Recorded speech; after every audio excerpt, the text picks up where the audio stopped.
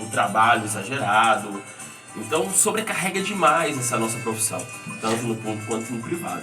Pois é, Bruno, a gente percebe que os professores hoje se tornam pais dos alunos. Ele cumpre, ou a professora cumpre o papel da mãe, não é?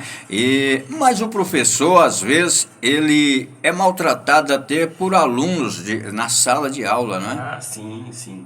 Na verdade, só pai é uma coisa muito... É pouco pro que o professor hoje em dia é. Porque o professor, ele obrigatoriamente ele tem que ser psicólogo, psiquiatra, palhaço, orador, precisa ser o próprio professor, precisa ser o pai, precisa ser o tio, a tia, ou seja, o professor ele exerce essa função de sala de aula exatamente por esse descaso com a profissão, tanto do público quanto do privado. Então o professor acaba sobrecarregando muitas funções. E o aluno, né, necessariamente, ele, dentro da sociedade nossa, não tem essa valorização da profissão do professor.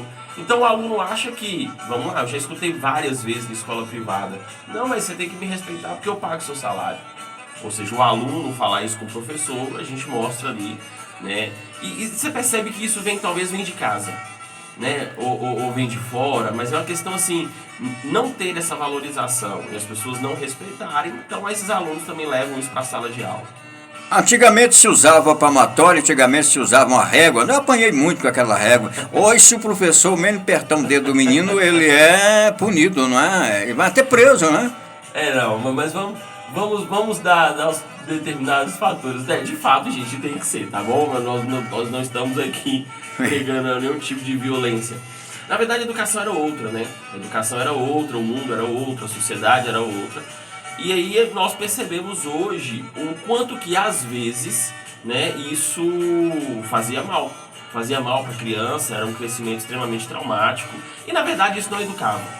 Porque esse tipo de utilização desses instrumentos era a questão da educação que ele não tinha em casa, né? E acabava depositando uma responsabilidade na escola para uma mudança de comportamento daquela criança, daquele aluno. Então o professor, dentro desse tipo de propostas daquela época, utilizava dessas ferramentas, desses instrumentos. Não é válido, isso a gente já é cientificamente, obviamente provado, socialmente comprovado. Essa ideia que não facilita a educação, não melhora a educação, não melhora o comportamento, longe disso, tá?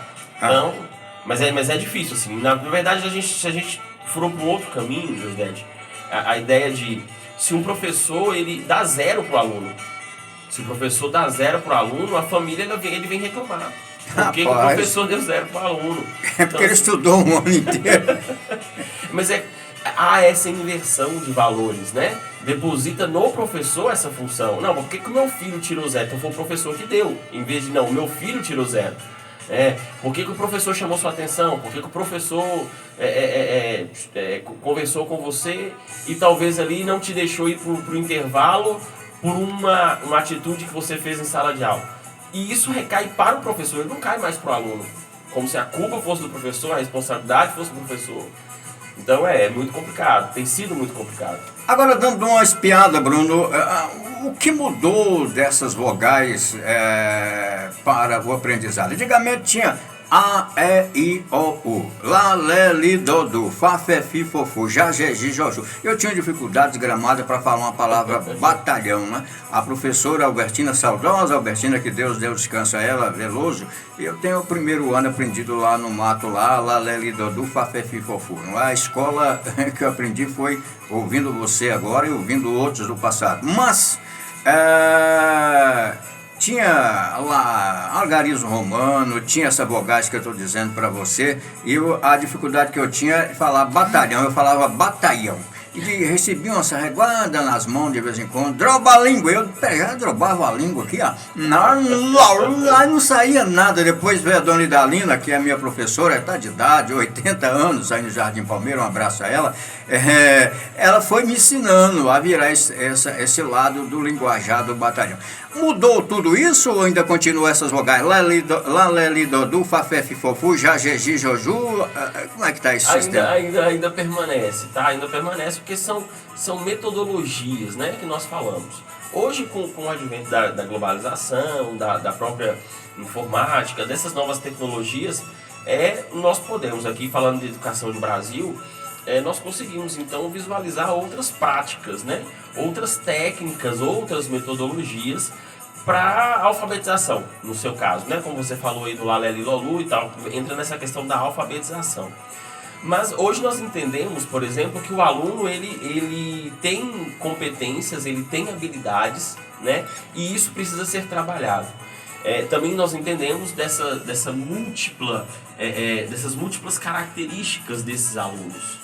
Então, hoje pode-se trabalhar dessa maneira. Algumas escolas ou algumas metodologias trabalham com outra maneira, primeiramente identificando o objeto. Primeiro você sabe o que é o objeto, depois você vai aprender a palavra, né?